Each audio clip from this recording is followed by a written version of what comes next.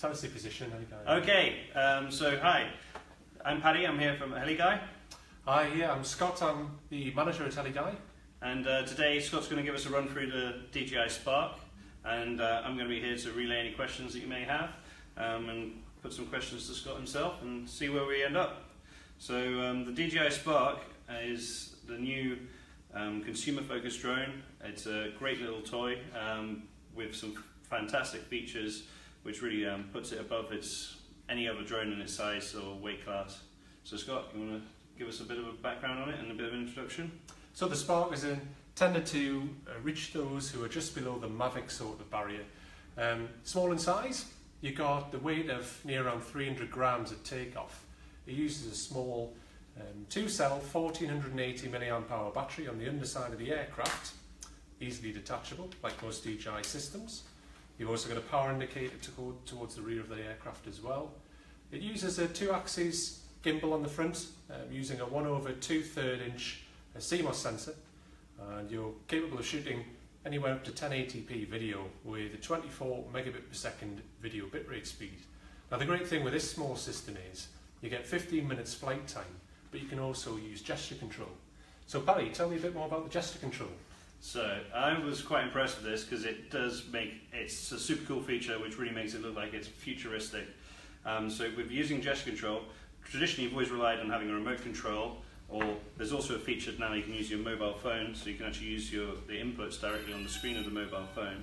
But alternatively, because of the stereoscopic camera system which the Sparks and the Mavics have, they can actually register your face and your hand, and you can use that to control the aircraft by getting it to move in the immediate or surrounding area around you. Or you can also make gestures and it will do automatic flight paths, such as the classic sort of droney, where the drone flies away and pulls back to reveal the area in which you're situated. There's also helix, so the aircraft will circumnavigate around a large area either clockwise or anti-clockwise. You've also got rocket mode, so if you want to take a bird's eye view of any shot or any area in which you're standing in, it gives the appearance that you're shooting directly from above. And these are all autonomous flight systems, so you can manage these directly through the DJI Go 4 app. A small demonstration of the gesture control. So when you initiate power on the aircraft, first of all make sure you update the software. You'll have notifications on the DJI Go 4 app. The aircraft itself will be usable without the use of the remote or the DJI Go 4 app. How do you achieve this? A simple double tap towards the rear of the aircraft will engage the aircraft into this mode.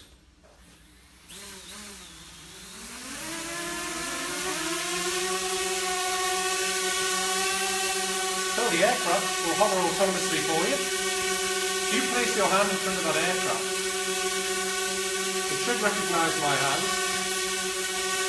A short period of time. So it's locked to my hand. I can now move my hand sideways. The aircraft will move with my hand. I'm trying not to attack Paddy with the drone. The aircraft will hover in its same position. Now then, how does the aircraft land?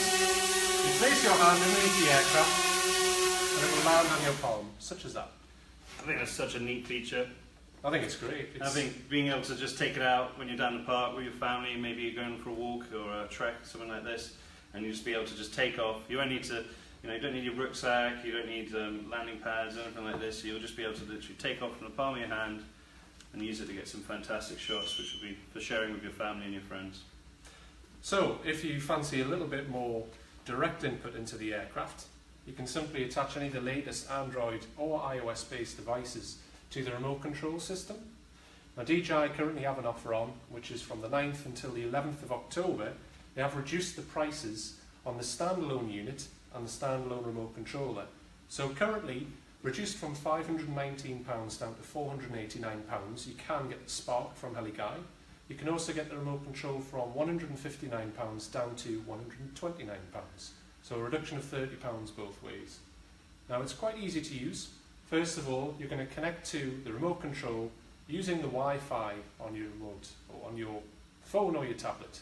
Simply go into your Wi-Fi settings with the remote control turned on, ensure you're connected to the Spark RC, you'll usually see some digits and dials afterwards. Once you've connected to the remote control, you simply initiate the DJI Go 4 app and you go fly. So once you're into the app, you'll get a live feed of the aircraft. So as you can see here, a live feed from the camera. The stick inputs are as the same as any other DJI platform. So sticks down towards the centre will initiate flight, and then you have full control of that aircraft. So Paddy, tell me some of the benefits of using the remote control. So the main thing with the remote control is the range. When you're using your mobile device or the gesture control, you're limited in terms of the distances you can achieve.